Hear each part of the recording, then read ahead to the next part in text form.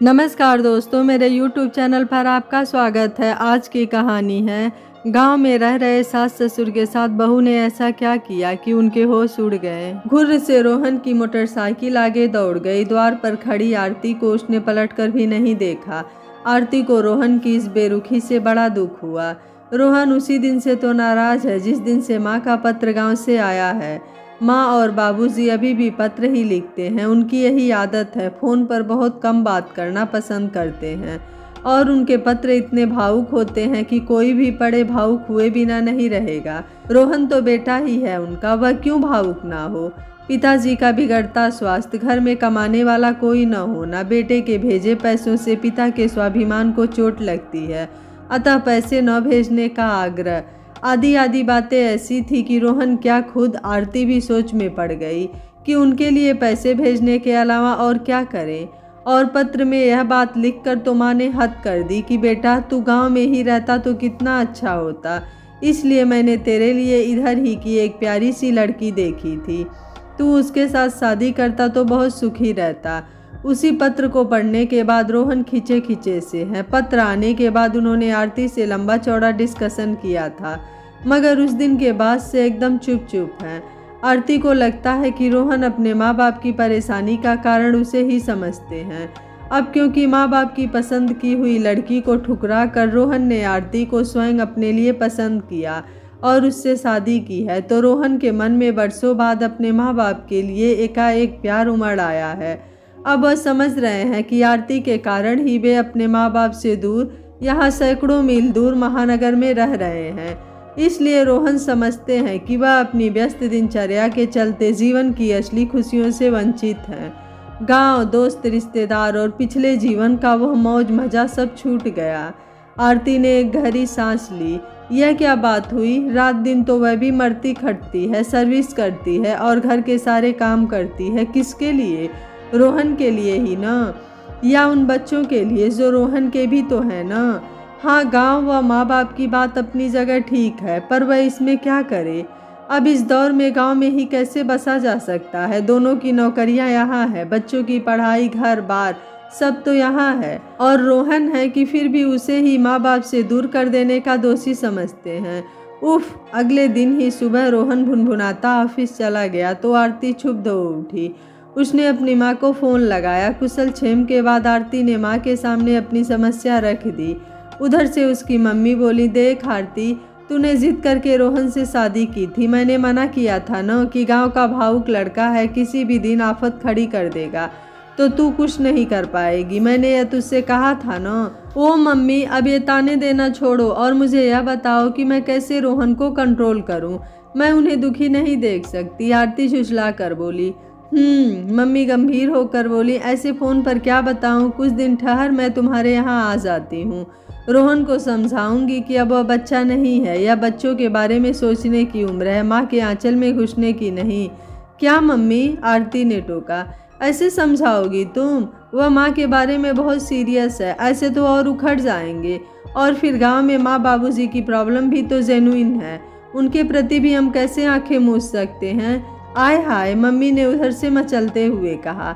रोहन से ज़्यादा तो तू ही सीरियस नज़र आ रही है मुझे।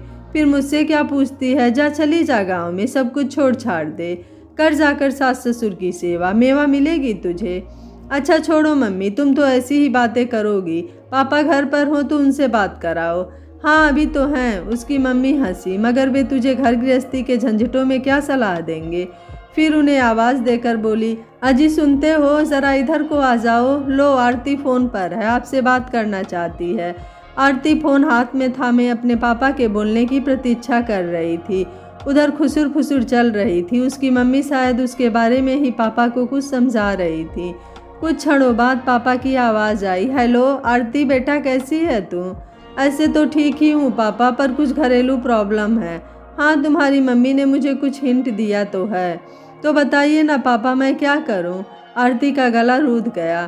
तू परेशान मत हो, तू तो जानती है ना मैं कैसी राय दिया करता हूँ। मेरी बात किसी को यूं गले नहीं उतरती, मगर मसले का हल निकाल आता है। तो बताओ ना पापा। देख बेटा, लड़की को अपने घरेलू मामले में अपने माँ की राय कभी नहीं लेनी चाहिए, कभी सही सलाह नहीं मिल सकती और लड़कियां अक्सर यही गलती कर बैठती हैं। जी पापा, यह बता आरती, समस्या किसके बीच है? मैं आपका इशारा समझी नहीं पापा। मतलब यह कि जहाँ से प्रश्न पैदा होता है वहीं उसका उत्तर होता है बेटा। यह प्रकृति का नियम है। ऐसे ही जहाँ से समस्या पैदा होती है वहीं पर उसका समाधान मिलेगा।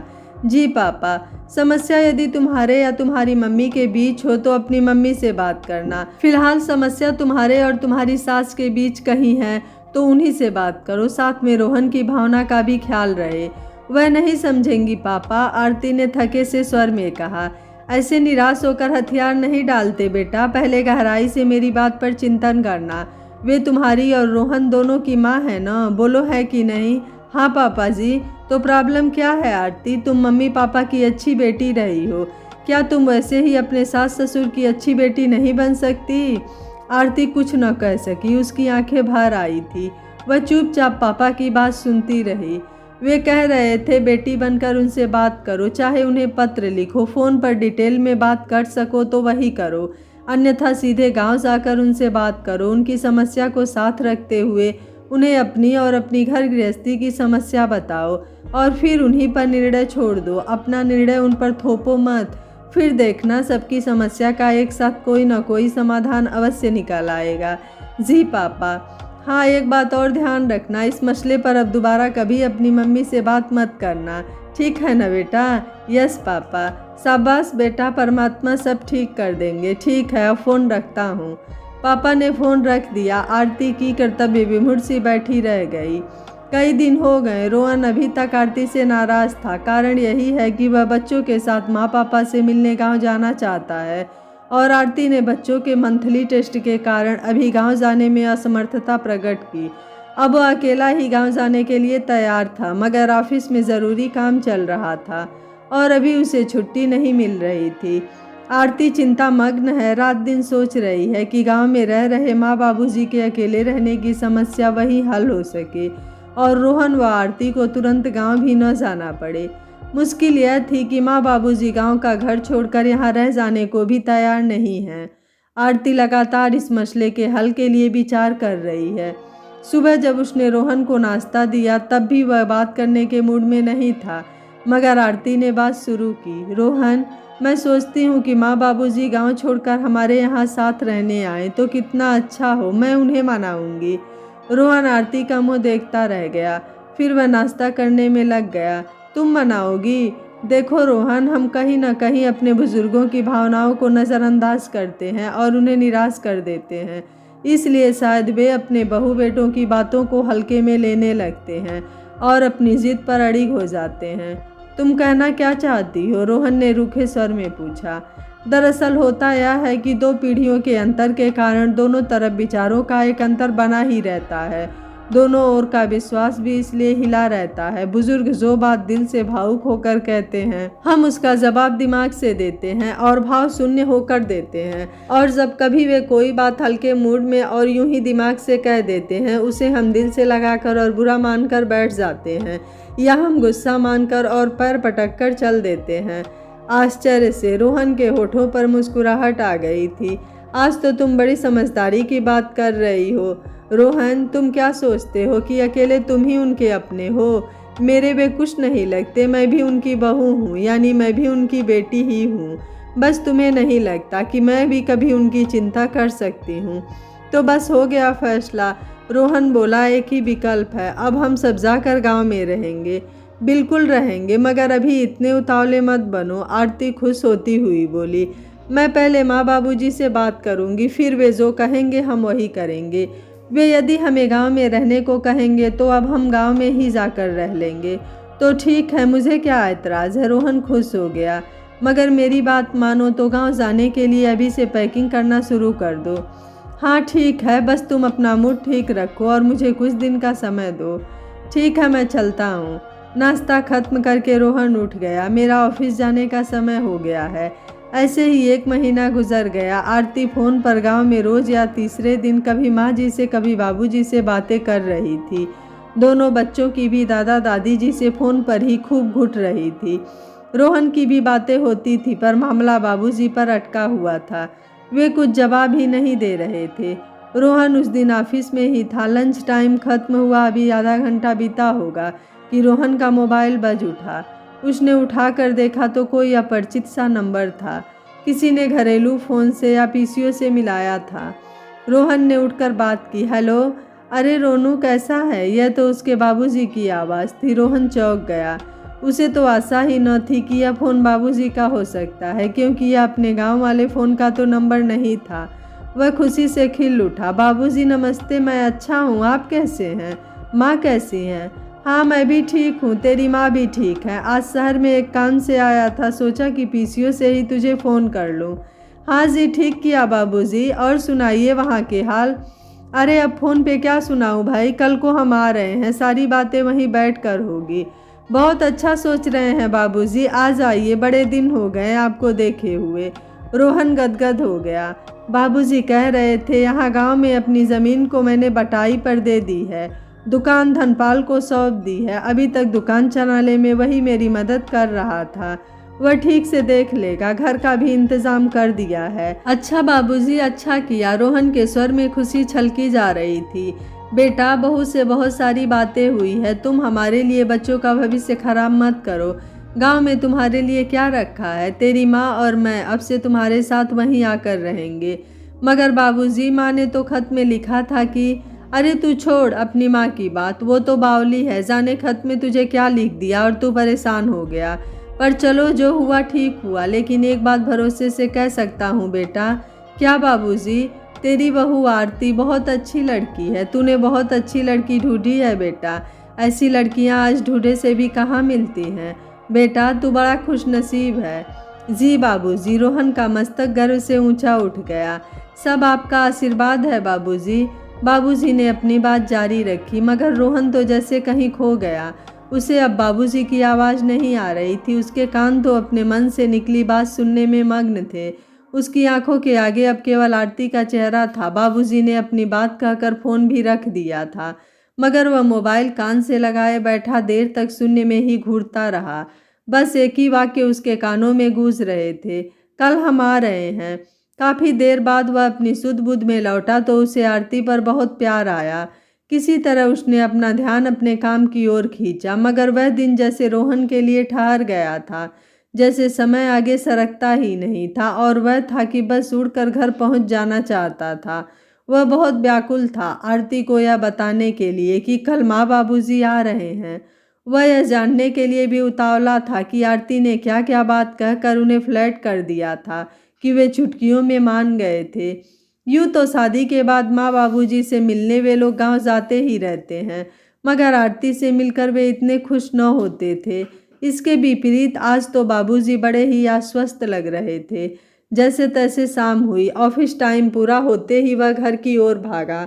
जाते ही उसने आरती और बच्चों को माँ बाबूजी के आने और साथ रहने की खबर सुनाई। आरती का चेहरा खुशी और सफलता के मिश्रित भावों से दमक उठा। बच्चे खुशी से उछलने लगे, नाचने गाने लगे। दादा दादी आएंगे, दादा दादी आएंगे, खूब कहानी सुनाएंगे। खुशी से उछलते कूदते बच्चे थोड़ी देर बाद ही जब खेलने के लिए बाहर भाग गए तो रोहन ने पत्नी को घेर लिया। तुमने तो कमाल कर दिया आरती, मान गए ना? हाँ बिल्कुल, तुम्हारे पास तो कोई जादू है। उसने पत्नी को कसकर पकड़ लिया। मगर यह तो बताओ कि तुमने ऐसा क्या भरोसा दिला दिया कि बाबूजी बेधड़क यहाँ रहने के लिए तैयार हो गए। तुमने तो उन पर ऐसा जादू कर दिया जैसे कभी मुझ पर कर दिया था। चलो हटो एक तरफ। मीठी सी झिड़की देकर वह जाने लगी। रोहन ने फिर उसे पकड़ लिया।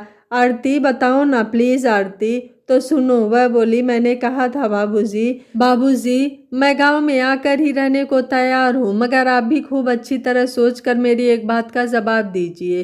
क्या बात पूछी थी तुमने? रोहन जानने को आतुर था। मैंने उनसे पूछा था, जैसे रोहन एक दिन गांव छोड़कर शहर आया था, कल यदि आपका पोता फिर हम सबको छोड़कर गांव से चला आया और फिर कोई बड़ा शहर, बड़ी नौकरी, कोई उसकी मनपसंद लड़की हम गांव में न दे पाए तो फिर रोहन ने व्यग्रता से पूछा। बस वे इसी बात से निरुत्तर हो गए। इस बात का कोई उत्तर है भी नहीं रोहन। कल हमारा बेटा या बहू भी हमसे यह सवाल पूछेंगे तो हमारे पास भी जवाब न होगा। गांव हो या शहर, कहीं भी हम रहे, हमें अपने रिश्तों को प्यार से सींचना ही होगा। नई पीढ़ी को पुरानी पीढ़ी को इज्जत देनी ही चाहिए। हमें अपने माँ बाप को यह भरोसा दिलाना ही होगा कि वे अपनी बाकी बची हुई ज़िंदगी हमारे साथ रहकर प्यार और सम्मान व पूरी देखभाल की गारंटी के साथ गुजार सकते हैं। रोहन उत्सुकता से बोला, हाँ, यही भरोसा माँ बाबूजी को तुम दिलाने में सफल रही। गुड। हाँ, तो फिर बाबूजी ने क्या कहा था? उन्होंने कहा था, तुम ठीक कहती हो बेटी, आज बाप बेटी की दोनों पीढ़ियों में नाहक एक बहस छिड़ी हुई है। बाप कहता है बेटा हमें समझे वही हमें निभाए, बेटा कहता है माँ बाप हमें समझे। बाबूजी ने कहा था कि बड़ों को भी बदलते समय का और बच्चों की खुशी का ख्याल रखना चाहिए। रोहन खुशी और आश्चर्य से अवाक सा रह गया, वह मंत्रमुग्ध था। आरती बोली, और हमें भी उनसे क्या चाहिए रोहन, बस उनका आशीर्वाद ही ना। हाँ, सिर्फ आशीर्वाद। और रोहन ने प्यार से आरती के होठों पर अपना हाथ रख दिया। बस बस। और तुम? रोहन ने कुछ शरारत से आरती की आंखों में देखते हुए यह कहा। दत्त, हमेशा अपने मतलब की बात। आरती ने उसकी शरारत को समझते हुए अपने से दूर ढकेला। रोहन ने एक जोरदार ठहाका लगाया। कल उसके माँ बाबूजी आ रहे थे। रोहन उन दोनों को स्टेशन लेने गया। अगले दिन रोहन अपने माँ बाबा को स्टेशन से घर ले आया। आरती ने उन दोनों की आरती उतारकर अपने घर में स्वागत किया, क्योंकि वह दोनों पहली बार यहाँ आ रहे थे। आरती के साथ रहते रहते सास के दिल में भी जो झिझक थी वह दूर हो गई थी, और वह भी अपनी बहू की समझदारी और सेवा से बहुत ही प्रभावित थी। वह भी अपनी बहू को आशीर्वाद दिए बिना नहीं रह सकी। यह कहानी आपको कैसी लगी, आप मुझे अपनी राय कमेंट बॉक्स में ज़रूर दीजिएगा। वीडियो पसंद आया है तो वीडियो को लाइक शेयर एंड चैनल को सब्सक्राइब कर लीजिएगा। Thank you for watching. मिलते हैं अगली कहानी में।